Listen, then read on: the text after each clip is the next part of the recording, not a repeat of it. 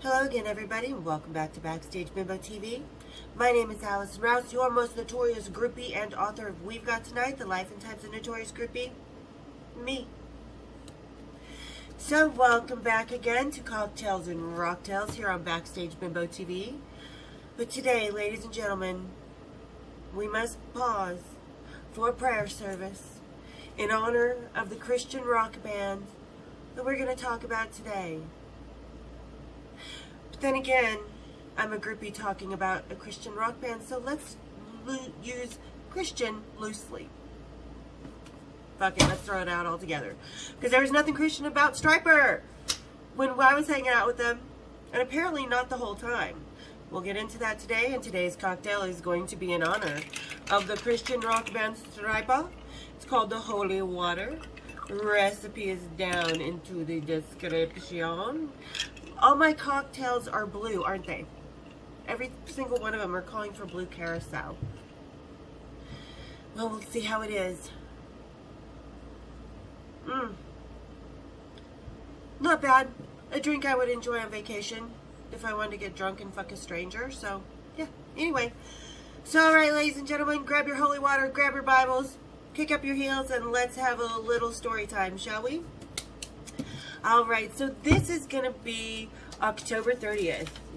We start this little odyssey, because anybody who's read the book knows this is not just one show with these guys. Sorry, I still have to get all these conserved. Anyway, so this is October 30th of 1990. I was about 20 years old. And I was working in a large retail company in charge of this one section. Worked with this girl, Misty. Now, Misty was not a groupie or anything like that. She was just a cool chick that I used to work with, and we would hang out, sometimes go have drinks after work, and was just really cool, enjoyed her company. So, when Stryper came into town, she was like, oh, I really love Michael Sweet. I would so love to go see the show. Like, she was totally in love with Stryper and Michael Sweet.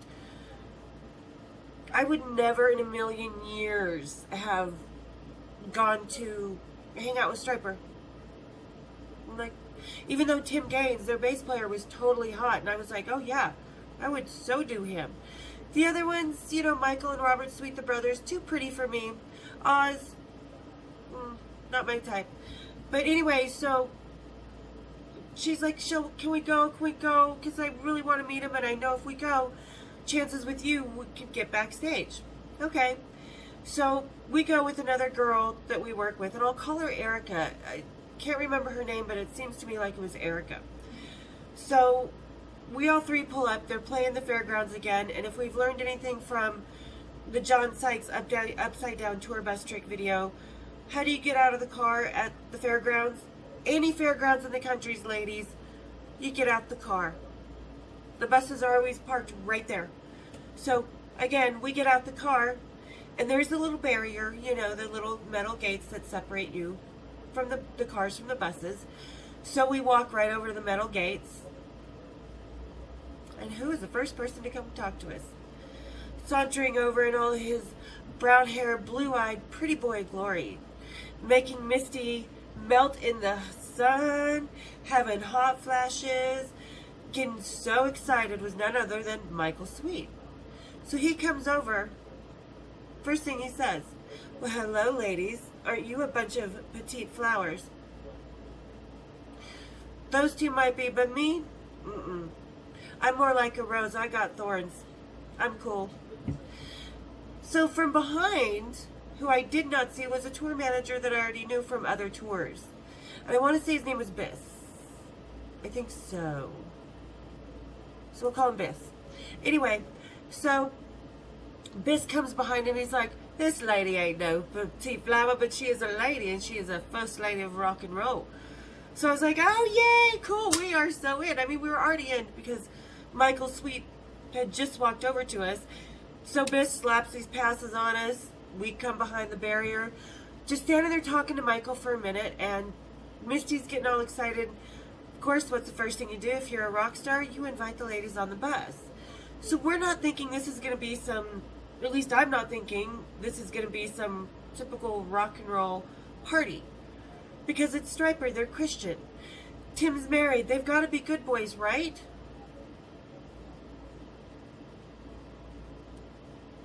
About that good. Yeah. Double horns. So we get on the bus, and literally, I never knew communion was held with Jack Daniels until I was on Stryper's bus. And then they started passing around the weed. And then Tim comes on the bus, and he sits next to me, and he's just like, and Tim has these intense kind of gray eyes, and he was so hot back then.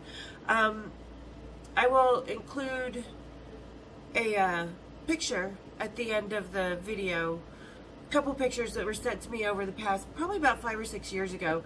My friend is Stryper's drum tech when they were out on tour. So he sent me a few pictures over the years. Anyway, but back then, Tim was just really like a steel fox almost, with these gray eyes and this blonde hair and this just sharp jaw, just really good looking, great hands, tall and skinny, typical, just hot. So he comes on the bus and he's just staring at me with these intense eyes, and he's not one who says a whole lot. But when he says something, he's saying it. There's no bullshit and there's no messing around. And boy, there was no messing around this day, because yeah, he was just like, wow. He's like, I like you. I like talking to you. And this is about 45 minutes, an hour after we're talking, having drinks, smoking joints, laughing, just having conversation. He's like, I really like you. He said, do you want to hang out tonight? Okay, sure. Never had any rock star ask me. They just sort of tossed a leg over me, pulled me onto their lap, kissed me in a bathroom, whatever, to mark their territory. We know I get kissed in the bathroom a lot. Like I said, it must be when my pants are down, they think I'm vulnerable. But no, I wasn't kissed yet. Fuck yeah, I was kissed in the bathroom again later this night. I'm not going any near bathrooms on dates ever again. Anyway, so, and Tim's like, well, you know, because I'm married, but I am going through a divorce, because he really was. He was divorcing his first wife, Valerie, who happened to be a stripper while she was supporting him before Stryper became big. Christian. So anyway, he's like, yeah, he's like, but we just kind of, because, you know, I've got Christian fans here and stuff that they've got to keep up their appearances. Okay, cool. So I'm backstage, we're not walking near each other, we're not touching, we're not holding hands. Like, he just asked me, and he grabbed my hand, and the bus was like, okay, cool. And he was just kind of stroking my hand and did, you know, clasp. But we couldn't be seen holding hands, because people knew this was not his wife.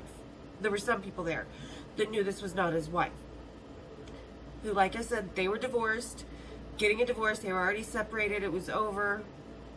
That's just the way it was. He was dreading even going home. So when we left the bus, you know, I wasn't holding hands. He left first, like 5 minutes before the rest of us did. Michael and Misty were hitting it off, but Michael was also playing cautious. Robert was there, Oz were there, you know, everybody was hanging out on the bus. We were just having a good time. So Tim and a couple other guys leave 5 minutes before the rest of us do. We go in, we watch the show, we're hanging out, good times, whatever. I'm not that into Stryper's music. I know, to hell with the devil and cheesy, honestly. Honest. That makes mine hurt too, guys. It makes my vajayjay hurt, that song. But the only thing I wanted to make my vajayjay hurt this night was Tim. Yeah. Because, you know, I try not to, if I know there's someone at home, I will not go for you. There have been a couple occasions. One, I was 17, and that guitar player's wife should have never told me to stay away from him. I didn't want him. But I did the second she told me to stay away from him. Anyway, so they play the show. It's after the show. Tim is coming from the meet and greet.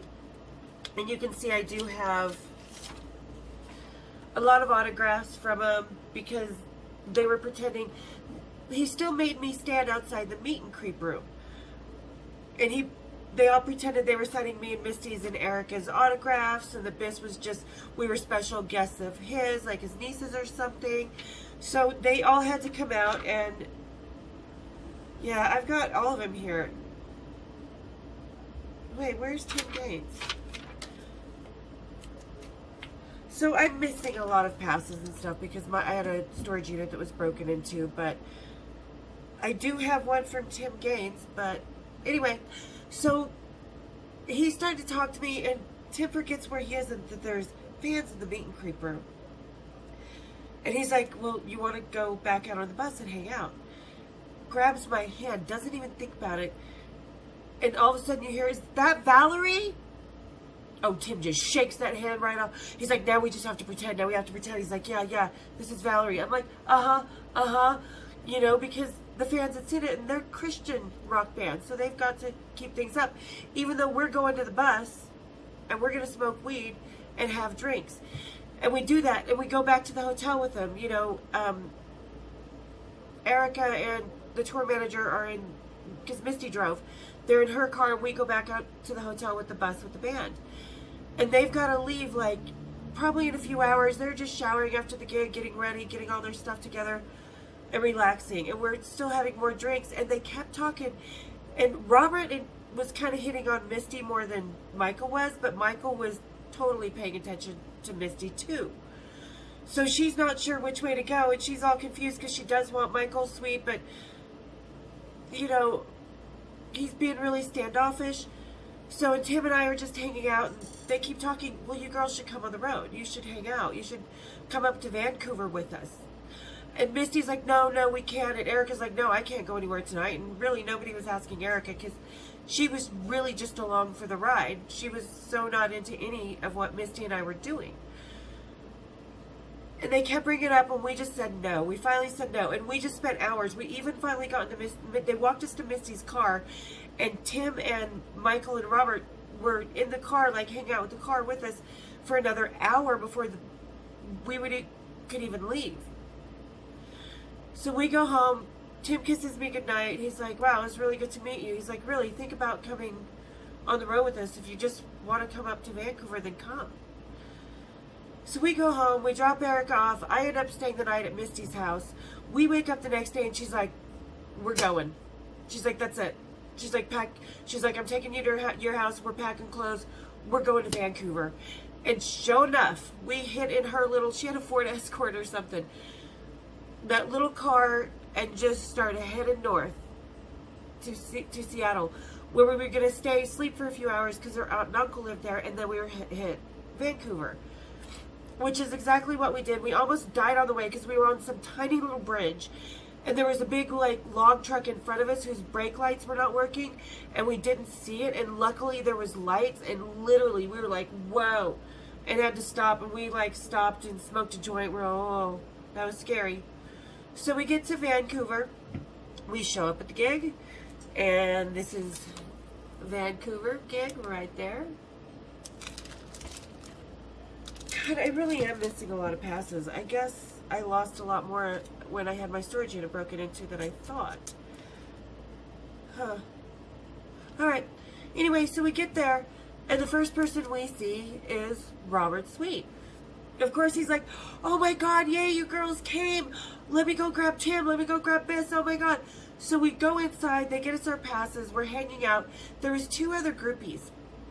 At least I think they were groupies. Because at the time, in Vancouver, prostitution wasn't legal, but it was not frowned upon. And there were some really beautiful women dressed in a very rocker style. And all you would see was Mercedes and Bentleys pulling over to them. And they were allowed to hang out in hotel lobbies. So there was a couple girls hanging out right there, kind of, trying to gravitate towards the band. Whether they were hookers or groupies, I don't know. Could have been both, could have been one or the other. I don't know. I'm not judging anybody. I'm not judging anybody at all.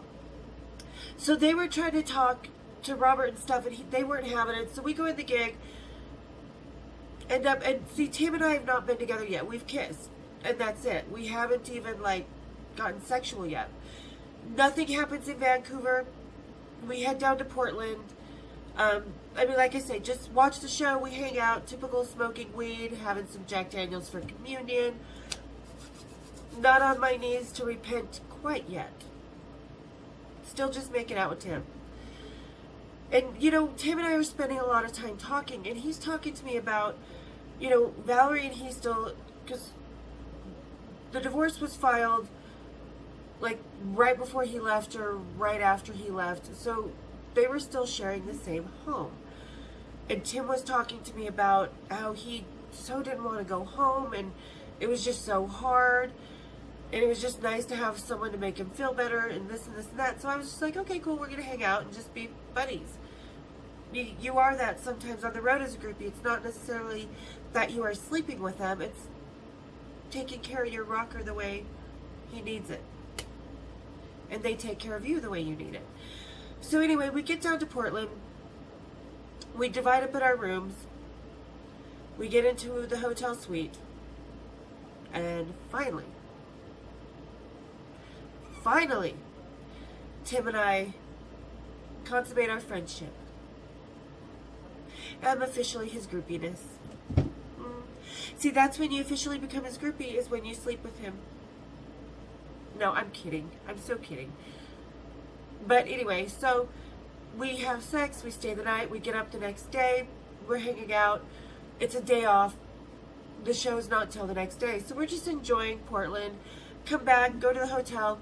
And this whole time when we're drinking at the bar with these guys, even in Salt Lake City after the show, Misty and I are like, God, we're getting like so tipsy off this beer. We were just ordering pints of beer. And we were wondering why we were getting so drunk, you know, because it wasn't like heavy beer. And couldn't figure it out. So in Portland, the waitress is like, we noticed that Robert Sweet got up from the table again to talk to the waitress after we ordered our drinks. And the waitress ended up telling us why. Because they were having shots of Jameson put into our beers, like in bourbon soak. What we would know in beer as a bourbon soak now, but a sidecar at the time. And we didn't know that, and that's why we were getting so drunk, because these guys are slipping us alcohol. When they should have been slipping us extra alcohol. And you call yourselves Christian.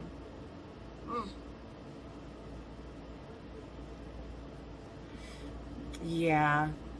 So, again, figured this out in Portland. And also in Portland, in the dining room bar area at the hotel, it was a Riverfront Hotel, which is a really awesome boutique hotel. Cute little rooms with flowers and books on shelves and stuff like this. And also in this dining area were 3 other little girls. Probably about the same age I was when I first started hanging out. Maybe a little younger. They were probably about 15 at the time. And they were sitting at a table right close. We saw them walk in, and we know what they're there for. They're looking for the band. They see the band already at a table with 2 chicks. You can tell this is this little girl's new territory, and they are not liking it, because I've given that look before. Oh, it's so cute, little girls. I'm even from a different town, and I can out-groupie you bitches. Back off. Don't be giving the crusties to the girls at the table with the band, because we're the ones that can either invite you to the table or keep you from the table. So anyway, they sit at a table close to us, and the whole time, all you hear them talking about is, this rock star when White Lion was in town. And I'm thinking in the back of my head, because when you're hanging out with bands, no, you're not living in the past or name dropping or anything like that. You're living at the moment with the rocker you're with at that moment. So before my book, none of the rockers really knew the truth. They knew something and rumors and maybe and this and that, but because you never name drop. You don't sit here and talk about other rockers, and these little girls were sitting there just name dropping out the ass. Okay, sorry about that, guys. I had to pause the video and answer my front door. Anyway, so somehow these little girls who were sitting at the next table ended up at our table. And it was, oh God, just They were just too young and too annoying. So Tim and I are trying to get away from this. Well, tell you what I learned at this moment in time. If you're trying to get away from people, never use the excuse that you're going up to someone's room to smoke a joint. And it was actually Tim and my room, because I was staying with Tim in his room. But we couldn't let anybody know, again, because he still had to keep up this facade. Well, everybody ends up in our room. Misty and Robert are pretty much hooking up by this point. I think she hooked up with Robert. I really don't remember. Pretty sure it was Robert. Yeah, it was Robert. So anyway, we're all up in Tim's room, Tim and I's room, and these three little girls are there. And there was two kind of blondish girls and a brunette girl, about the color of my hair. One of the girls and the brunette girl keep going in the bathroom. And keep in mind, Tim and I have been there for the night before. We've got all of our stuff, makeup, hair products, whatever, out in the bathroom. There's 2 suitcases tucked nice and neatly in the closet. 2 suitcases. So these girls keep going to the bathroom. They keep changing their outfit. We don't know what the hell they're doing. And we don't care. We just want them out of the room. Well, Robert and Misty and Biss, the tour manager, and Michael, they all leave. So me and Tim are stuck with these 3 girls. These 3 girls start getting this little attitude because they think that Misty and I are somehow invading their territory and their rock and roll fantasy. No, honey. It's in the middle of Misty and I's rock and roll fantasy, and there's not room for a lot of groupies in the same fantasy, okay? Sorry. So they start talking about, well, where are you sleeping? What room are you in? And I'm like, oh, I'm down the hall. You know, just pretending this is not my room as well. And they kept pulling this little game. Well, we see 2 makeup bags in there, and how come there's 2 different shampoos? And Tim's like, right on it. He's like, well, because I have my makeup and for the stage, and I have my makeup, you know, sometimes you just have 2 bags. I have a lot of stuff. Well, there's 2 suits. Well, again, it's not. He's like, why are you asking these questions? What's the problem? Finally, you know, because they think that they're trying to get some big story out of us or big gossip to tell their little other rock friends that they're gossiping in front of. Yeah, Tim just finally is like, well, ladies, doesn't matter where she's staying. Thing that matters is you guys are not staying here, so it's time for you guys to go home and go to bed. Pretty much told them to get their little girl asses out of the room. Heave-hoed him. I didn't hoe him. Sorry, ladies. So anyway, yeah, and that was kind of it. The next day was the actual show. But Misty and I had been calling in sick to work this whole time. Like I said, I think I said it before I had to pause the video. But we had been calling in sick to work. We both worked together. The other girl we had gone to Stryper with had gone back to work. So I'm sure, you know, both Misty and I are calling in sick, you know, within minutes of each other. After going to Stryper, and I'm sure Erica was like, well, they might have gone on tour with Stryper. I don't know, because when I went back, I just called and said, you know what, I'm just going to go ahead and quit. I didn't even go back to the job. So we left the morning that Stryper played their last show. And it was a really hard night for Tim because it was their last show, and Tim was still just stressing about, you know, he and his wife getting a divorce and not wanting to go home, which anybody getting a divorce, if they have to live in the same house as the person they're divorcing, it's not pleasant. So that was what Tim was going through at the time that I was with him. And it sucked for him because he just, you know, when it's always a big crash when you're coming home from the road, whether you're the musician, the roadie, or the groupie, because it's such a different life, and it's actually really, really structured. As fast as you can move from town to town to town, everything is structured, even from your days off to your dinner to your hotel bar to show days to show hours to meet and creeps to everything. So when you go home from the road on any normal tour, even if you're going home to your own home or to your wife or to your whatever, you know, there's always a crash. There's always a couple-week period where you have to adjust because all of a sudden you're just out there in the wild with your own time. and you just sometimes don't know what to do with it. So going home in the situation that Tim was even worse. And hopefully I helped him a little bit back then. I don't know. He doesn't talk about it. Hasn't talked to our mutual friend about it. Because he's had a couple wives since then. I think he's on his third, maybe fourth. Tim is. Lordy. That's a lot. That's like getting into Elizabeth Taylor territory, folks.